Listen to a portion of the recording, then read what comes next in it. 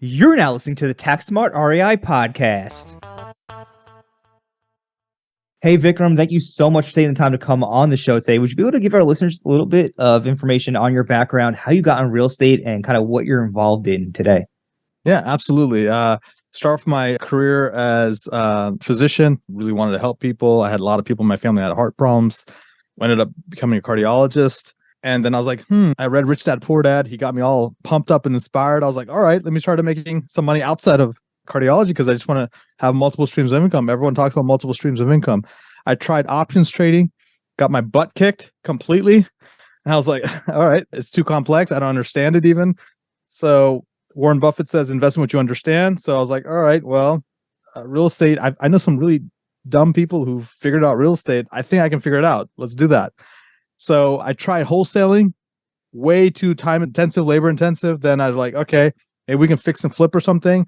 I tried to do it in Washington, D.C., where I was Northern Virginia, where I was practicing. Too expensive. I grew up in Atlanta. My dad was out there. So I was like, all right, Dad, I've tried all these things. Let's just go out in Atlanta and buy something small. And back then in Atlanta, you could buy a home for about $30,000, $40,000, $50,000. I was like, okay, we can do that. My wife made me one rule. She goes, I don't trust real estate, but I'll let you do it, but you're not allowed to use your personal name. And so I had to figure out creative financing. I had a LLC worth nothing. And I had to go with like hard money loans, begging, borrowing, getting random things. And finally we found a property, built that up to 30 homes by doing the Burr method. But then I was like, dude, this is nice, but I'm making a solid income as cardiologist. How am I going to really, retire or do whatever else with this? And then I heard this guy talk about multifamily and syndications, and it sounded illegal, but it sounded sexy too. So I was like, all right, let's get into that. Just like Brandon and Thomas, you guys partnered. I found a good partner in Ravi. He was also a doctor who had the real estate bug, and we partnered and we started doing this multifamily thing. And the number one thing we noticed was doctors don't know how to invest. I can attest to that because I used to be one of them. And we helped these guys start investing in these multifamily syndication deals. And we were bringing capital, and we're like, all right, hey, this is not that hard. Why don't we do it ourselves? And one thing led to another, and now we have about $700 million of assets. We're in about 7 different states. We have a team about 35 folks, and we have a team offshore as well. I think you guys and us, we both got Inc. 5000, so yay. It's been phenomenal. And then while I've been doing that during the pandemic, I had a lot of doctors come to me and say, hey, you're doing some cool stuff. Can you teach us? Can you share with us what's going on? And so I started coaching and mentoring physicians, and I have a company called Limitless MD where I do that as well. When did you guys start the syndication piece? 2015. But 2015. Really, it's been, like you said, like takes a year or two to really get it going. So I would say 2017 is when I really took it to the next level. That's amazing. What do you most attribute to your, 2015, even to now, owning $700 million of real estate? What do you attribute to that explosive growth? I think getting clarity on what you want. I'll be honest, we did do a few shiny objects, but in general, I'm pride myself in saying, stay the course, and then systems and operations, and then eventually having a bigger vision than you can think about, but then getting help, mentorship, coaching, and just guidance on where you want to go. And then also modeling best practices. There's people I'm chasing, who are about a couple of years ahead of me. And I'm like, all right, I see what they're doing. I'm coming after them. That's really important, right? Getting mentors and getting people to surround you to be able to help bring you to where you got to go. Now, I know that we have a lot of physicians who listen to this podcast. You're obviously a physician yourself. What would be your advice for a physician who wants to get into it? Like, where do they start with real estate investing? How do they get involved? And kind of what would be your guide for them? And just to add to that too, like, would you do the whole Burr thing again? Knowing what you know now, and you got a new physician that's coming to you, they're making good money, and they're like, okay, what's my first step? Would you do the whole Burr thing again, or would you tell them something different? I have no regrets, but that being said, would I do things differently? Probably. And there's a fallacy and a myth out there. Hey, to get to multifamily, you have to go through the town of single family. Not necessarily. And I've actually coached and mentored a physician sort of a partnership, 2 doctors. One's a neurosurgeon, one's a critical care doctor. I think one owned a home. The other one was renting in an apartment. He's never even owned a home ever, even his own personal residence. And they ended up buying a $10 million project within 12 months of not knowing anything. So what I'm trying to say is, if you know the skills, and it's fun for me to coach physicians because they're surrounded by money and they themselves are high income earners. And so it allows them to sort of skip some of the early steps that a lot of us had to do, starting off. And I think they can learn to raise capital quickly, and they can qualify for loans, and then they can go after these big projects. So I would say figure out where in the real estate space, if that's what you're interested in doing, where you want to play, learn that thing, go deep with it, build a system, build a company. If you're still working full-time, probably need to get a partner and then go after it. That's good advice. And I think it kind of goes back to what you mentioned before at clarity, right? You have to have clarity in where you want to go. Where do you see like the future of multifamily going like right now? Like if you were thinking about, what, I want to jump into the multifamily game, I want to skip wholesale, I want to skip the entire single family game. Where do you think we sit right now, and is now a good time to jump in?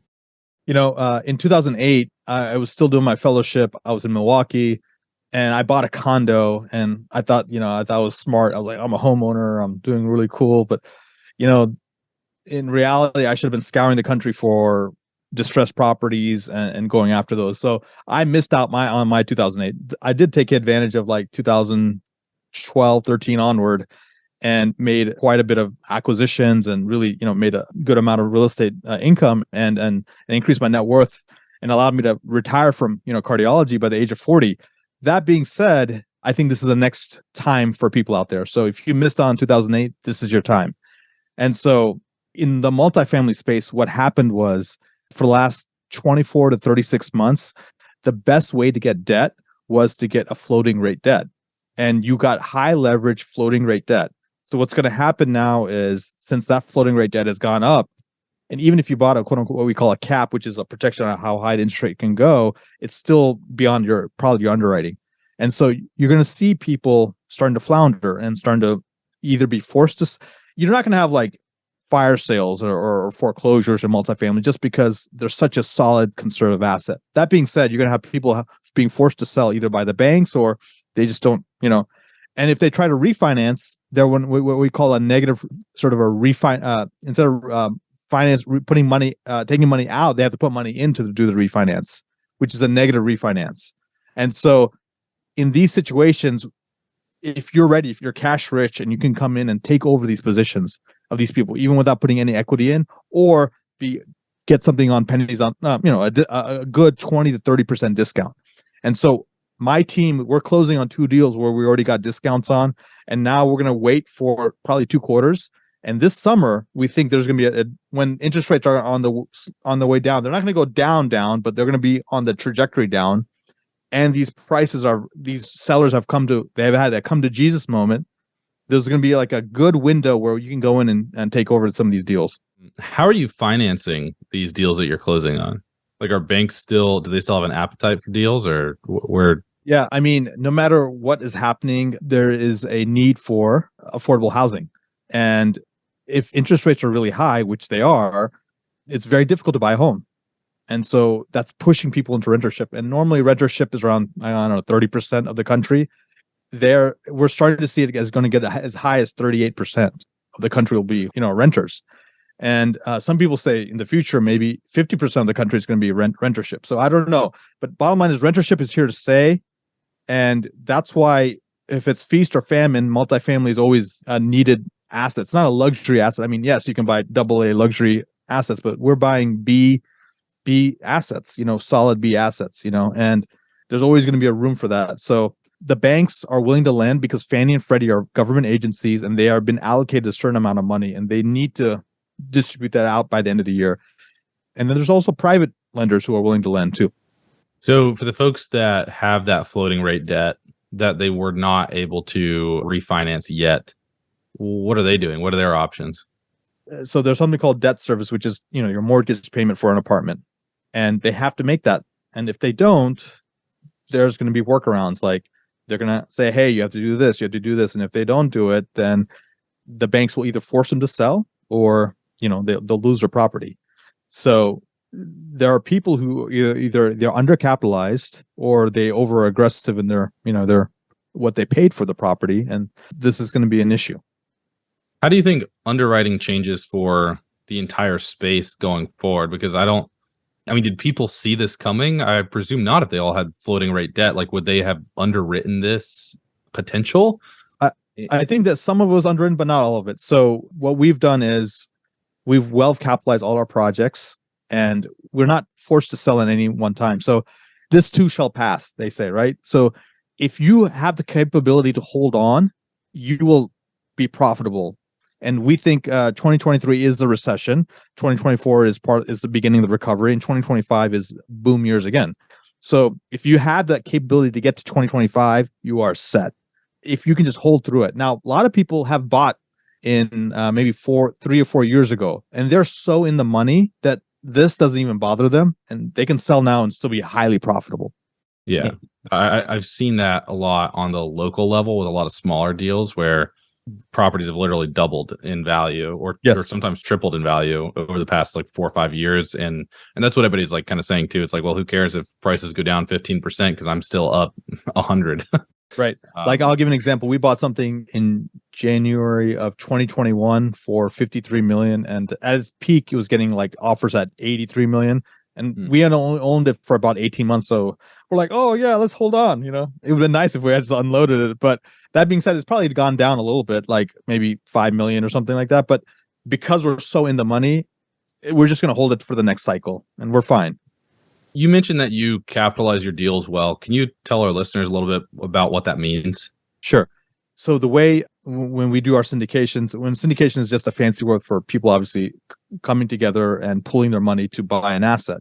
And usually there's a general sponsor and there's a limited sponsor. So we at Viking Capital are looking for either distressed or underperforming properties in really good areas of the country. Everyone knows, the Sun Belt is one of the places. And the reason why that is the demographic shift. It used to be 60% of the country lived in like California and New York and Chicago. But now they're all moving into Atlanta, the Carolinas, Florida, Texas, and Phoenix, right? That's where everyone's moving. And so that's also where the jobs are. That's where everything else is. So yes, there's a general recession, general downturn, but there's pockets where they're going to do really well. They'll either be flat or still be positive, but just not as positive they were before. Those are where we're buying it. Sorry, your question again. Sorry, I was getting carried away here. Explain to our listeners what being well capitalized actually looks like. So when we're buying these value add properties, and value add properties meaning I'm doing something to the property to increase the value before I ask to increase the rents. And so I have to get a capital expenditure budget, or in single family call it rehab budget, and in multifamily we call it a capex budget. So that capex budget, I'm imagining, okay, what if the roof happens during my tenure? I need to have that ready to go. What if this happens? So I have all of that just in a reserve account ready to go just in case. And, I also, in my underwriting, I'm like, okay, yes, I was getting 20% rent growth last year, and this year it's 8%, but let's just not even consider any of that. Let's just go back to the normal 2 to 3%, that's keeping up with inflation even, and which is not keeping up with inflation sometimes even now because the inflation's so high. But that being said, that's what you factor in. So you have excess capital needed for any repairs, any rainy days, and you have a conservative growth mindset, and what you're giving to your investors. You have enough finances to do what you need to do. And it's really not having the finances is what gets you in trouble. Do you have enough money to pay the debt? Do you have enough money to do your repairs? And the people, let me go a few paragraphs back. If you didn't do your value add and raise, the value of the property before these interest rates went up, you're really in trouble. But those of people who are able to raise that asset value higher, then you can sustain that interest rate hike because you've created equity, you've created appreciation. So looking back at the interest rates, I know you mentioned before you expect them to come down during the summer of 2023 of this year. What happens if they don't? How's that going to impact people? Well, I'll tell you what, we're just going to delay our acquisitions until that happens. And now that being said, there's a macro strategy where you look at the whole country and then you look at individual deals. You always have to look at the individual deal because sometimes you don't care what happens in the country. If the deal makes sense, you still do it. And it's all based on numbers, right? You don't get emotional. And so if you look at the numbers and if someone's giving you a 30% discount, you don't care what the interest rate is, you go after it, right? So there's been no discounts in multifamily for so long. I mean, you had to give up your first son or first daughter to even get a deal because it was just it was such a seller's market. The seller would name a price, and literally, you had 10 people saying, "Sure, we'll pay it." So we're finally getting to the point where it's starting to become a buyer's market. So that's on our acquisition side. In terms of what's going to happen to the people, well, there's going to be a little bit of a reckoning, but in general, people are renting. So people are occupying these. There's no low occupancy happening in a lot of these places. It's really the management. And like you said, with Warren Buffett, it's all about management. And so if you can manage throughout this period, you have a good property management company, or you're self-managing, you know what you're doing, you're keeping expenses low, you're cash rich, and you can withstand all of this and just, make sure at least you can take care of your debt service. And then obviously it'd be even better to even take care of debt service and your investors, you're set. And it's, if you have the patience and the stamina to withstand this period, you're going to be really well off. So how would you, I don't know if advise is the right word, but how would you advise somebody to find great deals in this upcoming market? Where do you have them look? And let's assume it's somebody that kind of wants to get into the space. So maybe they have small multifamily, maybe they don't, but they're hearing this and they're like, man, I really want to get into multifamily, especially if it's gonna be this buyer's market. It's gonna transition to this buyer's market. How do you find deals in this new market? Yeah. There's a couple of big ways. Like, first of all, word of mouth. Number two is if you know property management companies, they'll know which property of their owners that they're managing for. They'll know which ones are in trouble. Number three would be talking to banks and becoming friends with the banks. Hey, who do you have loans out on that you're worried about? And number four is brokers. They'll know who are the troubled operators. So those four ways are great things. And also test the market. Throw lowball offers out. Before they would laugh you out of the room. Now people are actually considering that. And then there used to be this another impediment to newbies getting into the game. One of the impediments was, hey, I had to put what we call hard money. So hard money really means non-refundable money up front, even just to get in the game of putting an offer in an LOI. All that has gone away. You don't need to put hard money anymore. So there's no harm in throwing out a strong offer that's probably below what's asking and see if you can squeeze out a deal somewhere. And I know a lot of troubled operators out there. So maybe if you know an owner, hey, who's struggling, make him an offer. Hey, can I partner with you and I'll capitalize you, but I want equity right away. Or hey, can I take over your project? I'll pay you what you paid for it. So you break even. Huh. Interesting. I might have to follow up with you about the troubled operators. I may or may not have been asking about myself. So thank you for that. I appreciate that. You said hard money. Now, in the past, whenever we talked about hard money, it's always like hard money loans. The hard money you're talking about is essentially like an earnest money deposit, like an option fee. So your money is going hard when you put the property under contract. Is that true? Yes. So in multifamily, the lingo is essentially, hey, let's say I have a $10 million project and I need to put down hard money. So I'm putting $300,000 hard at the signing of the PSA. So that's unusual. Usually you wait, you have a due diligence period. At the end of due diligence, then your money goes hard. Your good faith money goes hard, or it becomes non-refundable. Hard just means non-refundable. But this crazy seller cycle, we had to essentially say, hey, even if I sniff your property, your money's hard. Here you go. Like, I mean, it's crazy. It was like, and so, and it was wild. I mean, you have to put in, when we first started in the game, $50,000. It's hard. Okay, we have the property. Then it was like 100,000. Now, like for some of these bigger deals, I mean, I'm putting in multiple seven figures hard, and it's like you have to do it. And otherwise, if you don't do the deal, you walk away from that money. Yeah, that's tough. 7 figures to go seven. That's tough. I don't know if I'd have the ability to do that, man. I don't know if I could do it. This is where you clench your cheeks, and you know which cheeks I'm talking about, and you're like, all right, let's do I believe in this or not? And that's where you're like underwriting. You're like you better either love your underwriter or or something, because you're basing everything on that. Yeah, I remember when I did that deal that I spoke about before, the 18-unit deal. I remember $40,000 went hard, and I was worried about like, okay, we almost had to back out of the deal. And at that time, I was like, yeah, I hope we don't have to back out. I can only imagine if it were 10x or 100x that. That's rough. That's rough. Yeah. Why does this matter? Because the seller's like, look, we have 10 people who want the deal. If you're gonna take it, then okay, we'll give it to you, but be serious. So I get it, but. Yeah, I'm glad we're coming down to a different. That's why I'm saying, like, yes, we're going through a correction. Yes, this is starting to slow down, but we needed it. It was way overheated. Yeah, no, I would totally agree. I mean, good things can't last forever, and that's why the Fed's raising interest rates so aggressively right now, or they have over the last year or so, and we've seen the impacts of that in the market. So, we covered a lot here today. We navigated the multifamily market, maybe, what's going on and where we're going. You're still syndicating right now, it sounds like, or you still have plans to keep going. If our listeners want to get in touch with you, want to learn more about what you have going on with Viking Capital, what would be the best way for them to do so? Sure. I'll share my info in a second, but I want to share one more thing. Guys, it's never necessarily the price or their interest rates that makes sense. It's a ratio. So when interest rates were low, what do you think the price was? Super high. So now when the interest rates are high, the prices are coming down. So the ratio in the end, the returns in the end come out to be the same.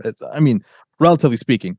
So it's, you have to take all of that into account. That's all. So there's less buyers now. Prices are lower, but I'm paying a higher interest rate. But before, prices were really high and I was paying a low interest rate. So just something to think about. But that being said, yeah, our company is Viking Capital.